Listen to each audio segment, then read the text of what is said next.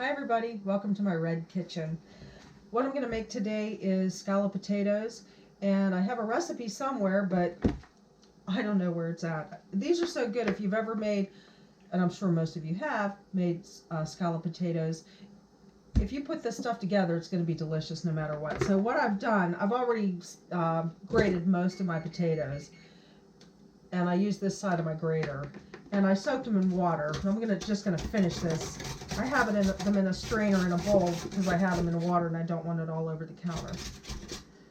I set my temperature in my stove oven to 375. You could do 350.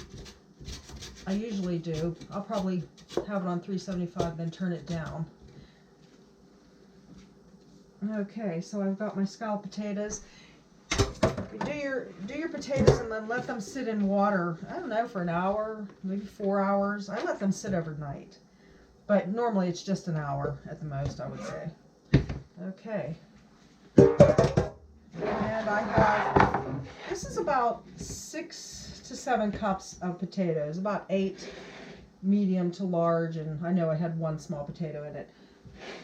This is really a healthy recipe.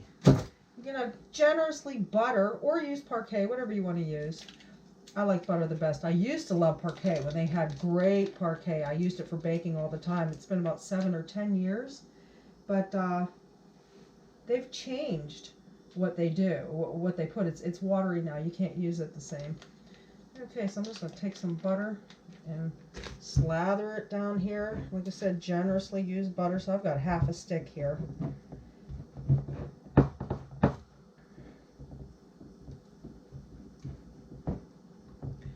Just put it all over your baking dish.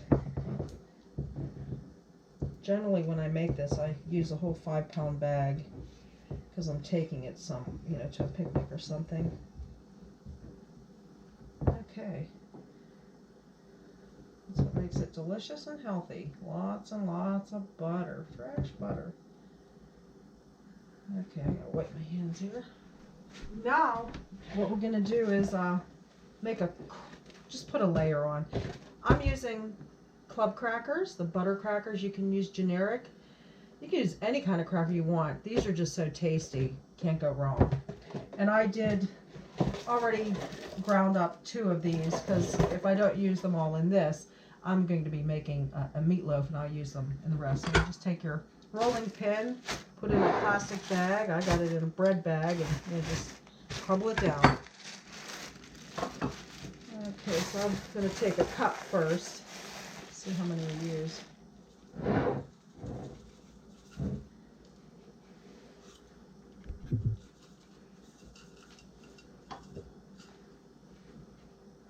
Okay, so I got almost a cup. Yeah, there's about a half a tablespoon left in there. Almost a cup or a whole cup, it doesn't matter. Just put it on the bottom. You'll see this just, no matter what you do, it's delicious. And then layer. Put your potatoes on.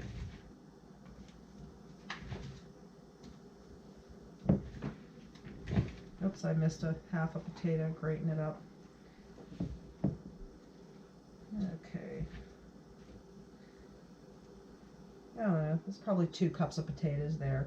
And then here, what I have to remember, this is what I always forget, is my salt and pepper.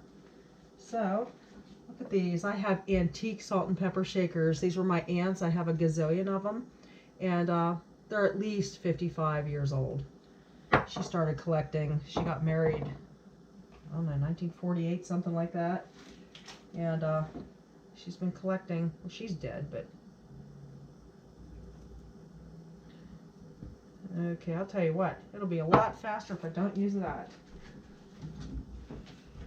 Okay, so here we go. I'm just going to use it like this. Okay, so there's a teaspoon.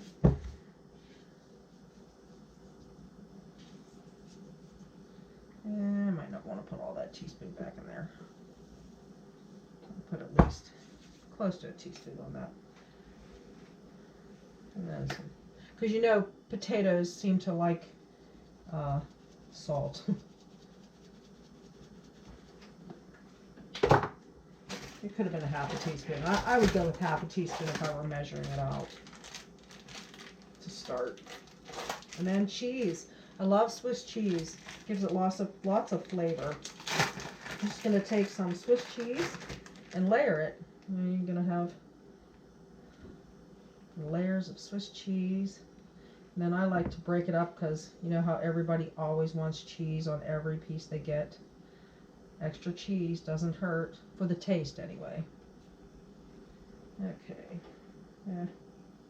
Let's take, okay, so that's 5 slices there.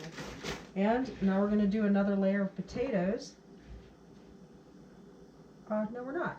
I forgot. We're going to do some butter on top. So we got cheese. I'm going to put my cracker crumbs on top first. Okay, so I got another cup. Probably not going to use the whole cup because you know the bottom is the crust. But when you cut it, you'll see that I don't know. You just have to wait and see. Okay. So there's, I don't know. I said I wasn't going to use a cup, but I've used all but, you know, I've used 3/4 of a cup. Now I'm going to put some butter pats on it. That's why I said it's really healthy for you. But it is delicious. Okay, so probably about 5 pats of butter. If you don't want to do so much butter, you don't have to. Nick on the bottom, you don't have to, you can just grease it lightly with butter. It'll still taste good. Okay, now I'm going to put more potatoes on it.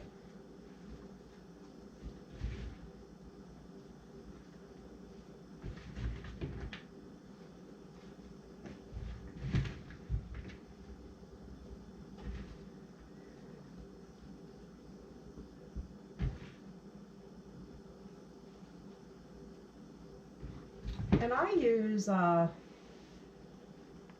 don't use Idaho potatoes. I like russet potatoes. I think they're delicious. They have, I don't know, more flavor. I also like the golden potatoes, but the russet, oh my goodness, you can get them so cheap at Aldi's. And I just love how russets come out for everything. So I use russet potatoes. So I think they're delicious. Okay. So that's, I've used all, I forgot to, scrape this one down. Yeah, I'll put the rest of this on. There's only a little bit. So I've got at least 6 cups of potatoes. And I'm going to put another layer. What I'm going to do is put the cheese down. So I'm going to go with provolone. You could have also put a layer of cheese right on the bottom too. I can't get this open.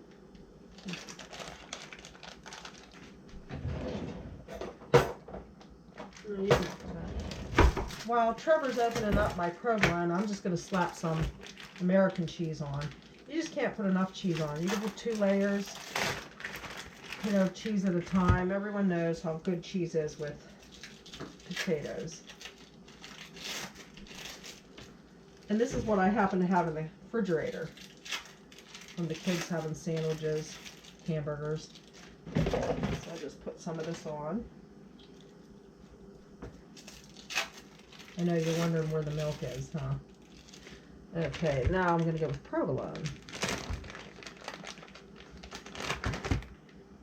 I got 1, 2, 3.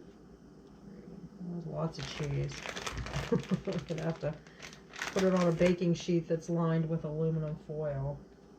Yeah, we'll see what happens. I'll push it down there a little bit. And you know what I didn't do, and I always do this, I forgot to put the salt on again. So you have to have salt on your potatoes. Okay. Okay. You can always put more salt in, but let's put some salt and pepper to taste. That's probably half a teaspoon. Yeah, a little over half a teaspoon. And your pepper.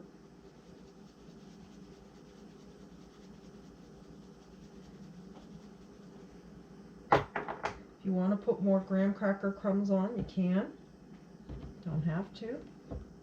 I'm not going to because I already have 2 cups on there.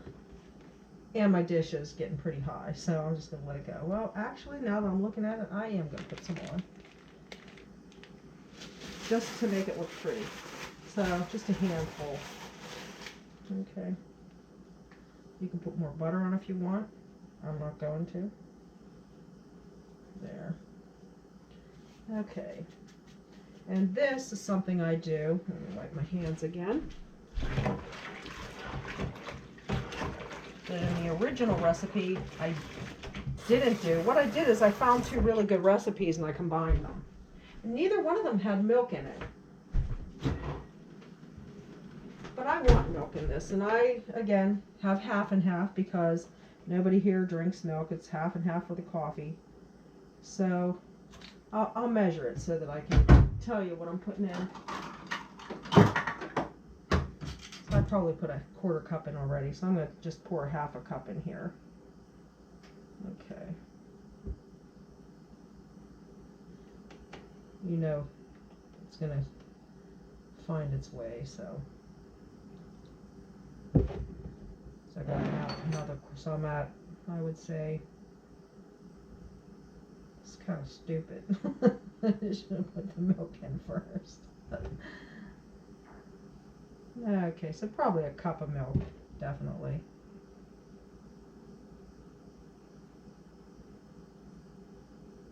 This is like an experiment.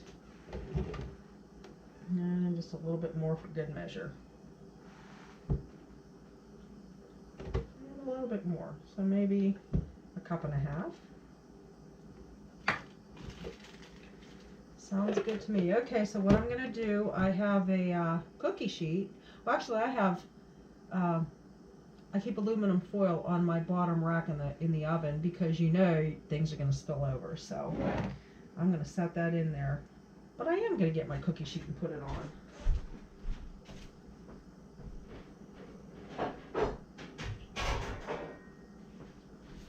So I'm going to put it on my cookie sheet because I don't like anything spilling over and having to clean it.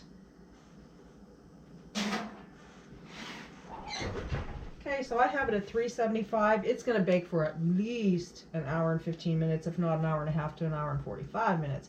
What I'll do is let it bake, and when I see that it's bubbling and looking really good and getting gold, well, I'm going to, actually, now that I'm thinking about it, I'm going to cover it with aluminum foil to keep that heat in there for at least 1 hour. Then after the hour, I'm going to take the aluminum foil off because our family likes the nice golden brown, dark, almost black, even sometimes a little black, top on it. We love that golden color. So that's what I'm going to do. And so in about 1 hour, I'll see you again. Okay, bye. I'm back. Typical of me, I have forgotten a very important step. The onions are so delicious in this. So I had it in the oven. Now I'm taking it all apart. So don't be afraid. I'm not afraid to do it because it's just going to get eaten. So I'm just going to scoop down under here. I got my onions, my Vidalia onions cut up. Forgot all about them. I'm going to throw that one over there. I love the insides of the onions, okay? So I'm just going to take them. I'm going to reach down in here. It's already getting a little warm, and lift it up and put some onions in there. Try to squish them under there. Lift up over here. Cheese is already melted. And lift up here. Oh, I love onions. You can't not have onions in this. It's just so delicious. And if you keep them not cut up, in the circles like this, someone told me they appreciated that I did this because they don't like onions, and it made it easy to pull them out. So this is really, really weird. So anyway, you could do that and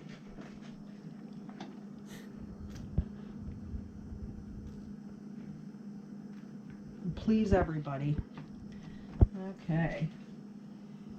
Now I got two onions in there. I would probably have more, but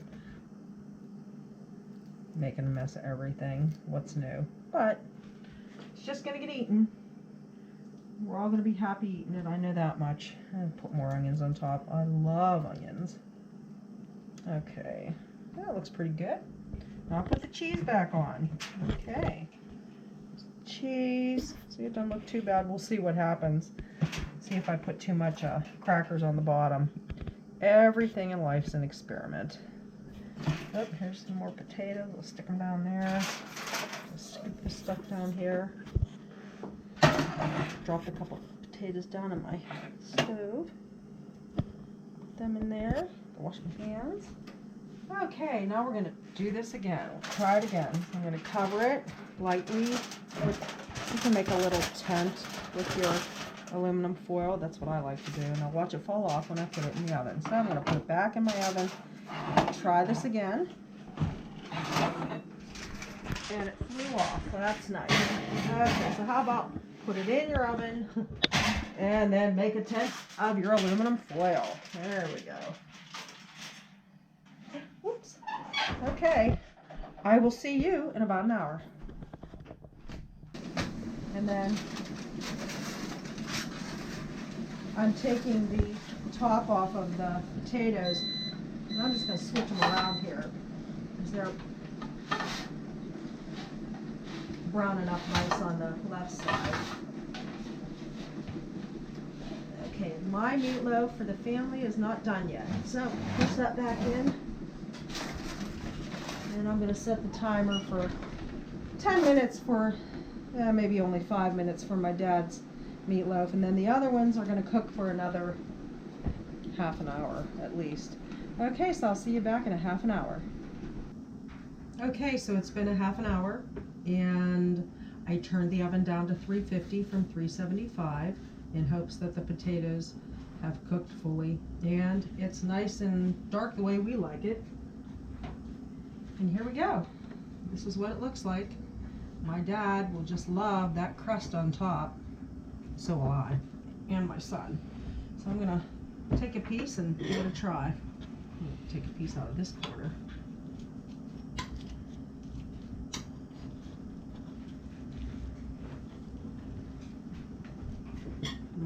Wow, look how hot.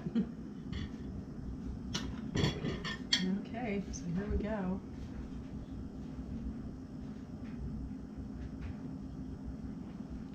Potatoes feel like they've been cooked. That's good. You don't want to be chewing your potatoes. Like they're like eating an apple. It's not cooked. Put some potato in there. Onions, can't even tell. Yeah, okay. Nice and hot. It smells wonderful.